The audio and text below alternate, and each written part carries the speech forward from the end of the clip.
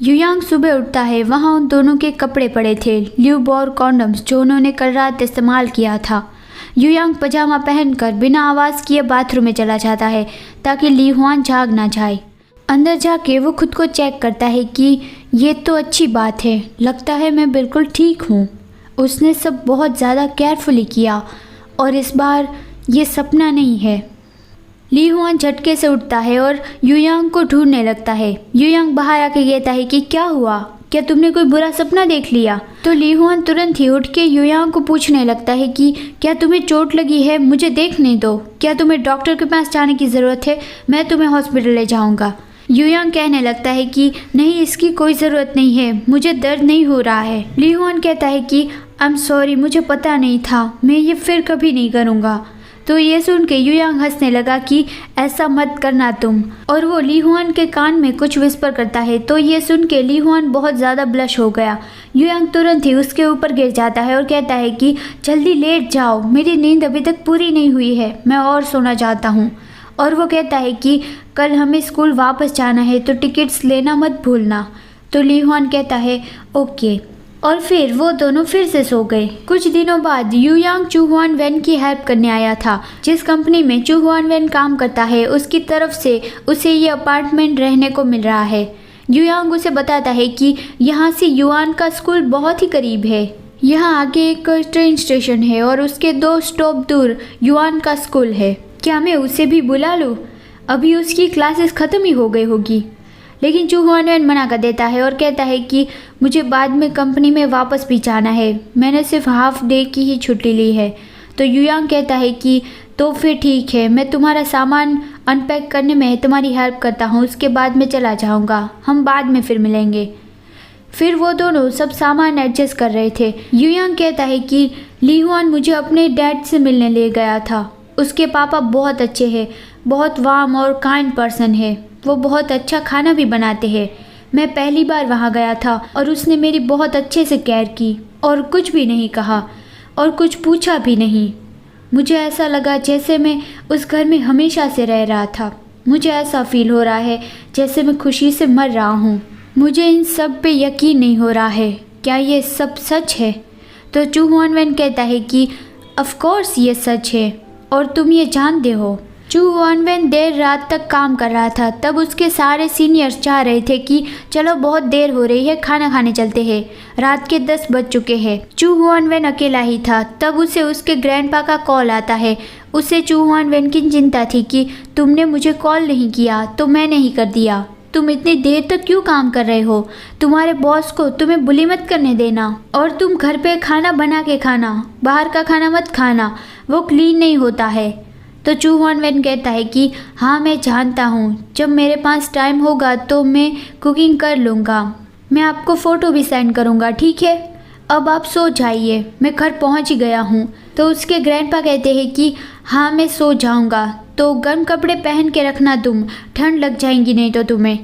अपने ग्रैंडपा से बात करने के बाद वो युयांग का मैसेज चेक करता है। युयांग ने कहा था कि काम ख़त्म हो जाए तो खाना खाना मत भूलना। तो चू हुआन वैन उसे भी रिप्लाई कर देता है कि हाँ मैं घर जा ही रहा हूँ। फिर वो आसमान की ओर देखता है और गहरी सांस लेता है। सिर्फ वही एक अकेला था, बाकी सबके साथ कोई ना कोई तो था ही। वो अपना चश्मा निकाल के अपना फेस ठीक कर रहा था, तब उससे सुनाई देता है कि कोई उसे बुला रहा है। तो वो चश्मा पहन के देखता है, वो युआन था और कह रहा था कि तुम्हारा काम ख़त्म हो गया क्या? चू हुआन वैन कहता है कि तुम्हें कैसे पता कि मैं यहाँ रहता हूँ?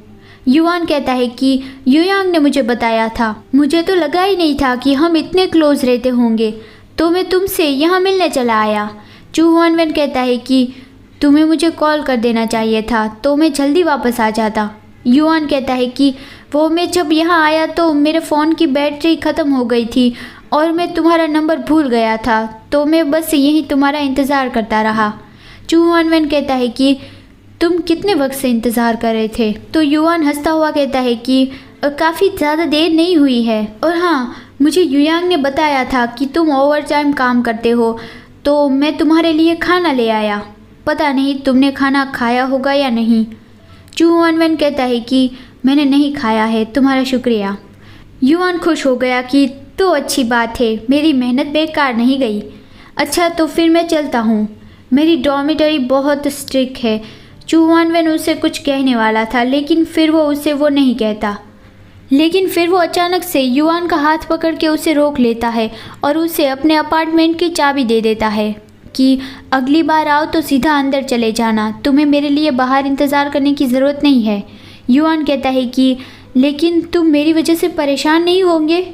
चू हुआनवेन कहता है कि नहीं, बिल्कुल नहीं। तो युआन स्माइल करके कहता है कि तो फिर ठीक है, तो अब मैं चलता हूँ। उसके जाने के बाद चू हुआनवेन फोर्सफुली स्माइल करता है और मन में बोलता है कि क्या तुम मेरा टेस्ट ले रहे हो? फिर सैटरडे सुबह ही युआन उसके घर आ गया, लेकिन उससे चू हुआनवेन का फेस देख के ऐसा लगा कि लगता है मेरे आने से वो परेशान हो गया है। तो वो उससे माफ़ी मांग लेता है, लेकिन चू हुआनवेन कहता है कि नहीं, कोई बात नहीं, अंदर आ जाओ। युआन सोचता है कि वो हर बार से कुछ अलग बिहेव कर रहा है और चू हुआनवेन सोच रहा था कि मुझे थोड़ा फ्रेश हो जाना चाहिए। और वो युआन को कहता है कि मेरे घर में कुछ नहीं है तो मैं तुम्हें कुछ भी ऑफ़र नहीं कर सकता। युआन तो बस चू हुआनवेन का रूम ही देख रहा था और कहता है कि इट्स ओके, मैं बस तुमसे मिलने आया हूँ। हुआनवेन कहता है कि इसमें क्या मज़ा है, ये बहुत बोरिंग है। युआन कहता है कि नहीं, ये बोरिंग नहीं है, आज तुम क्या करने वाले हो? तो चू हुआनवेन कहता है कि मैं आज सफाई करने वाला था क्योंकि पिछले हफ्ते से मैं यहाँ आया हूँ और मुझे सफाई करने का मौका ही नहीं मिला है। तो युआन कहता है कि मैं तुम्हारी हेल्प करता हूँ। चू हुआनवेन मना कर देता है, लेकिन युआन कहता है कि आज मौसम बहुत अच्छा है, तुम्हारे ब्लैंकेट्स बाहर सुखाने में मैं मदद करूँगा। और वो फ्रिज खोल के देखता है कि तुम यूजुअली क्या खाते हो, फ्रिज तो पूरा खाली है। तो चू हुआनवेन कहता है कि मैं हर रोज़ रात को बहुत देर से आता हूँ तो मुझे ग्रॉसरी ख़रीदने का टाइम नहीं मिलता। तो युआन कहता है कि तो फिर चलो साथ में ग्रॉसरी लेने चलते हैं। इस तरह से युआन पूरे वक्त चू हुआनवेन के साथ ही रहा और पूरे वक्त उससे बातें करता रहा। फिर वो दोनों विंडो के पास थे। युआन कहता है कि यहाँ से सनलाइट डायरेक्टली अंदर आती है, ये बहुत वार्म है। चू हुआनवेन को ही देख रहा था और वो भी धूप सेकने लगता है और कहता है कि हाँ, ये सच में अच्छा है। और वो नीचे ब्लैंकेट वापस लेने जा रहा था तो युआन कहता है कि मैं भी चलता हूँ। चू हुआनवेन कहता है कि तुम मेरे पीछे पीछे ही क्यों चलना चाहते हो? फिर वो दोनों ब्लैंकेट्स लेके अंदर आ गए थे, लेकिन युआन का पैर चू हुआनवेन के पैर पर लगने से वो दोनों गिर पड़े और चू हुआनवेन उसके ऊपर ही गिर पड़ा।